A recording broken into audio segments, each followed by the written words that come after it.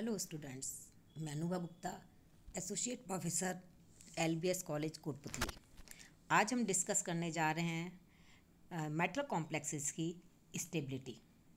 हम metal complexes की stability के बारे में बात करेंगे। स्टेबिलिटी से मतलब है कि यदि कोई कॉम्प्लेक्स बनता है तो वो कितना स्थायी है या हम कितने टाइम तक इसको स्टोर कर सकते हैं, कितने टाइम तक वो जैसा बना है वैसे ही रह सकता है। तो उसके लिए हम कहते हैं कि वो कंपाउंड स्टेबल है। लेकिन इस डेफिनेशन को हम सभी कॉम्प्लेक्सेस के लिए लागू नहीं कर सकते, क्योंकि कुछ कॉम्प्लेक्सेस जो हैं, कुछ कंडीशन, कुछ रिएजेंट्स के साथ स्टेबल हैं, जबकि दूसरे रिएजेंट्स के साथ वे तेज़ी से रिएक्शन कर लेते हैं। इसका मतलब जो स्टेबिलिटी हम यूज़ करते हैं वो सिर्फ उसको किस कंडीशन में स्टेबल है उसके हिसाब से हम उसकी स्टेबिलिटी को एक्सप्लेन नहीं कर सकते। मान लीजिए कोई कॉम्प्लेक्स बन रहा है, वो कुछ समय तक स्थायी रहता है, तो हो सकता है वो उस कंडीशन में वो स्थायी हो, लेकिन दूसरी कंडीशन में वो अनस्टेबल हो। तो इसलिए जो हम मेटल कॉम्प्लेक्सेस के बारे में जब हम स्टेबिलिटी की बात करते हैं तो हम जो मेटल कॉम्प्लेक्सेस की स्टेबिलिटी को हम दो टाइप में जो है उसे डिवाइड कर सकते हैं। तो जो मेटल कॉम्प्लेक्सेस की स्टेबिलिटी दो तरह की हो सकती है, जैसे thermodynamic stability and kinetic stability, ऊष्मागतिक स्थायित्व। थर्मोडायनेमिक स्टेबिलिटी से मतलब है कि कोई कॉम्प्लेक्स यदि बन रहा है तो वो जो सी कंडीशन है, उन कंडीशन के अंदर वो किस सीमा तक उसका वह कॉम्प्लेक्स बनता है, मतलब किस एक्सटेंट तक उपयुक्त परिस्थिति में वो कॉम्प्लेक्स बन रहा है। तो ये जो थर्मोडायनेमिक स्टेबिलिटी है वह उसको मेज़र करती है कि किस सीमा तक उस कॉम्प्लेक्स का निर्माण हो रहा है। इसके अंदर जब हम एक थर्मोडायनेमिक स्टेबिलिटी की बात करते हैं तो इसके अंदर हम कंसीडर करते हैं metal ligand bond energy, stability constant और दूसरे थर्मोडायनेमिक वेरिएबल्स के बारे में हम स्टडी करते हैं कि उसका स्टेबिलिटी कांस्टेंट क्या होगा, लिगेंड बॉन्ड जो एनर्जी है, मेटल लिगेंड बॉन्ड की जो एनर्जी है, और दूसरे थर्मोडायनेमिक वेरिएबल्स क्या हैं, इनको हम इसके अंदर स्टडी कर सकते हैं। तो जो कॉम्प्लेक्सेस हैं, थर्मोडायनेमिक स्टेबिलिटी के अकॉर्डिंग जो कॉम्प्लेक्सेस हैं, हम उन्हें स्टेबल और अनस्टेबल कहते हैं। स्टेबल से मतलब है, हमने यहाँ एक रिएक्शन लिखी है, यदि कोई मेटल है लिगेंड के साथ रिएक्शन कर रहा है और ये कॉम्प्लेक्स बन रहा है, Ml, नीचे हमने N लिखा है, यहाँ पर N है कोऑर्डिनेशन नंबर, L है लिगेंड और M है मेटल आयन या मेटल।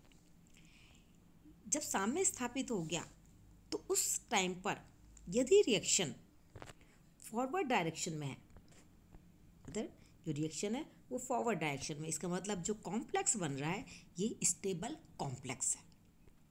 लेकिन यदि रिएक्शन बैकवर्ड डायरेक्शन में जो निर्माण हो रहा है वो बैकवर्ड डायरेक्शन में रिएक्शन है, तो जो कॉम्प्लेक्स है वो अनस्टेबल है, वह अस्थायी है, और कॉम्प्लेक्स जो है वो मेटल और लिगेंड में डिसोशिएट हो रहा है। जिसका मतलब जो कॉम्प्लेक्स का किस एक्सटेंट तक बन रहा है वो स्टेबिलिटी को शो करता है। यदि उसकी जो एक्सटेंट है या वो बहुत ज़्यादा फॉरवर्ड डायरेक्शन में है तो इसका मतलब कॉम्प्लेक्स ज़्यादा स्टेबल है। और कंपाउंड की स्टेबिलिटी को हम शो करते हैं स्टेबिलिटी कांस्टेंट से। जिन कॉम्प्लेक्सेस के लिए स्टेबिलिटी कांस्टेंट का मान ज़्यादा होगा वो कॉम्प्लेक्स ज़्यादा स्थायी होगा।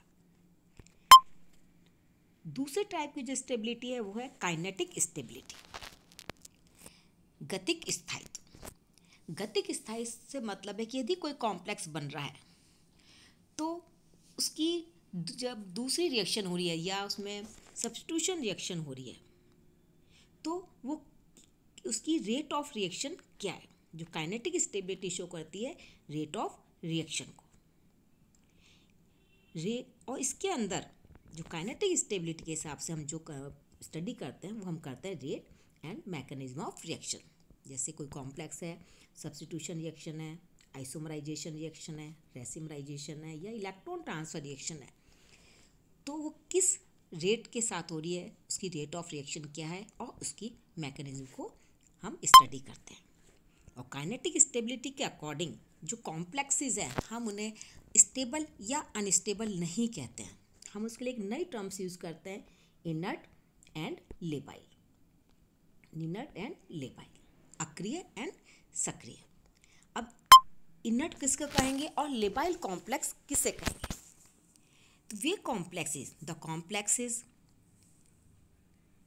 in which rapidly exchange their ligands are called labile। वे कॉम्प्लेक्सेस जिनमें लिगेंड एक्सचेंज रिएक्शन फास्ट होती हैं, तेज़ी से साथ होती हैं, उन्हें हम कहते हैं लेबाइल कॉम्प्लेक्स। और यदि सब्स्टिट्यूशन रिएक्शन जो है स्लो हैं, धीमी गति से होती हैं, तो ऐसे कॉम्प्लेक्सेस को हम कहते हैं इनर्ट कॉम्प्लेक्स। इसका मतलब जो reaction rate of reaction fast है, इसका मतलब जो कॉम्प्लेक्स है वो लेबाइल है और चंचल है, इसे हम चंचल भी कहते हैं। और यदि रेट ऑफ रिएक्शन कम है, अभिक्रिया स्लो गति से हो रही है, इसका मतलब ऐसे कॉम्प्लेक्सेस को हम कहेंगे इनर्ट कॉम्प्लेक्सेस। तो जो टर्म हम यूज़ करेंगे काइनेटिक साइंस में, हम कॉम्प्लेक्स को दो में डिवाइड करते हैं, इनर्ट और लेबाइल। अब क्वेश्चन ये उठता है कि थर्मोडायनेमिक स्टेबल जो कॉम्प्लेक्स है, हम कहें थर्मोडायनेमिकली स्टेबल कॉम्प्लेक्स है, वो लेबाइल होगा या इनर्ट? तो इसका मतलब जो कॉम्प्लेक्स थर्मोडायनेमिकली स्टेबल कॉम्प्लेक्स हैं, ये लेबाइल और इनर्ट दोनों हो सकते हैं। इसका मतलब जो thermodynamically stable complex kinetically labile भी हो सकता है और इनर्ट भी हो सकता है। ऐसा नहीं है कि जो कॉम्प्लेक्स थर्मोडायनेमिकली स्टेबल है वो अक्रिय हो, इनर्ट हो, ऐसा जरूरी नहीं है। Thermodynamically unstable complex generally labile होते हैं, लेकिन वे इनर्ट भी हो सकते हैं। चांस ये है कि थर्मोडायनेमिकली अनस्टेबल कॉम्प्लेक्स लेबाइल हो, लेकिन वे कभी कभी इनर्ट भी हो सकते हैं। तो जो काइनेटिक स्टेबिलिटी है वो क्या रेफर करती है? The speed which transformation occurs.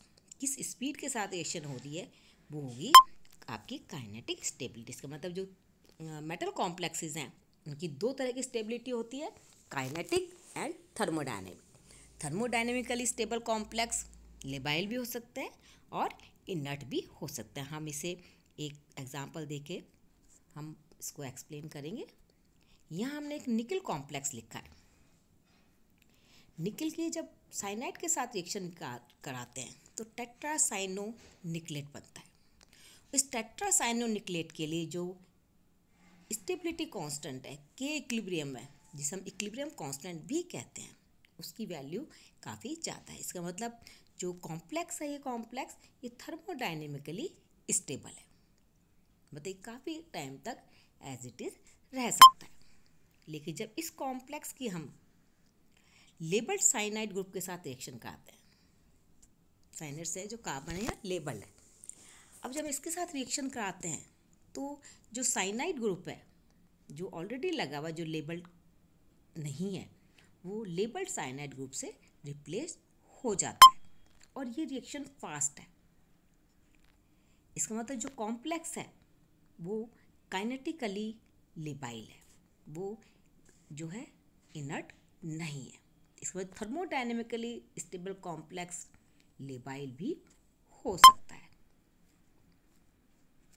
इसी तरह हमने दूसरा कॉम्प्लेक्स लिखा है। ये कॉम्प्लेक्स है कोबाल्ट हेक्साको कॉम्प्लेक्स है। हम इसकी अमोनियम के साथ रिएक्शन कराते हैं। ये हमने अमोनियम ग्रुप लिखा हुआ है। तो जब हम इसके साथ रिएक्शन कराते हैं तो H2 ग्रुप जो है NH3 ग्रुप से रिप्लेस हो गया, हेक्सामीन कोबाल्ट कॉम्प्लेक्स बन गया। इसके लिए के इक्विलिब्रियम की वैल्यू देखिए 10⁻⁻25। इसका मतलब जो रिएक्शन क्या है, बैकवर्ड डायरेक्शन में। कंपाउंड कैसा होगा, थर्मोडायनेमिकली अनस्टेबल है। जो एक्सटेंट ऑफ रिएक्शन है वो लेफ्ट हैंड साइड में, कंपाउंड अनस्टेबल है। लेकिन ये जो कॉम्प्लेक्स है वो काइनेटिकली इनर्ट है। एसिडिक सॉल्यूशन में ये काफ़ी टाइम तक एज इट इज़ रह जाता है। तो जो थर्मोडायनेमिकली अनस्टेबल कॉम्प्लेक्स भी इनर्ट हो सकता है। तो इसका जो थर्मोडायनेमिक और काइनेटिक स्टेबिलिटी है, दोनों ही अलग अलग हैं। अब हम ले रहे हैं कि जो रिएक्शन है, जो हम थर्मोडायनेमिक और हम जो बता रहे हैं कि जो कॉम्प्लेक्स है उसकी थर्मोडायनेमिक स्टेबिलिटी को हम शो करते हैं स्टेबिलिटी कांस्टेंट से। अब स्टेबिलिटी कांस्टेंट का फ्री एनर्जी के साथ क्या रिलेशन है, क्योंकि हम कह रहे हैं कि जो थर्मोडायनेमिकली स्टेबल कॉम्प्लेक्स है उसके लिए स्टेबिलिटी कांस्टेंट की वैल्यू ज़्यादा होती है। तो फ्री एनर्जी चेंज और स्टेबिलिटी कांस्टेंट में क्या रिलेशनशिप है, हम इसे शो कर रहे हैं। जैसा कि आप जानते हैं, फ्री एनर्जी, एंथैल्पी और एंट्रोपी में जो रिलेशनशिप है वो है delta G equal to delta H minus T delta S. Delta G क्या है? गिब्स फ्री एनर्जी है डेल्टा जी, जैसे आप जानते हैं ये है Gibbs free energy. Delta H क्या है? Enthalpy change. डेल्टा एस क्या है? Entropy change. डेल्टा जी बराबर, अब हम जिसकी ओवरऑल स्टेबिलिटी कांस्टेंट से हम देखें तो फ्री एनर्जी जो है बराबर है -2.303 RT log B। यहाँ पर B जो हम शो कर रहे हैं वो है ओवरऑल स्टेबिलिटी कांस्टेंट। इसका मतलब ओवरऑल स्टेबिलिटी कांस्टेंट बराबर किसके हो गया? -2.303 RT log B equal to minus delta H plus T delta S. अब हम इसे यदि लिखेंगे तो हमारे पास ये इक्वेशन आ जाएगी। इक्वेशन क्या होगी? 2.303 R log B is equal to delta S minus T delta delta S minus delta H divided by T. ये रिलेशनशिप है। अब यदि स्टेबिलिटी कांस्टेंट की वैल्यू ज़्यादा है, तो स्टेबिलिटी कांस्टेंट की वैल्यू ज़्यादा कब होगी? ये वैल्यू कब ज़्यादा होगी? जब delta S entropy change positive हो और डेल्टा एच वो हो नेगेटिव।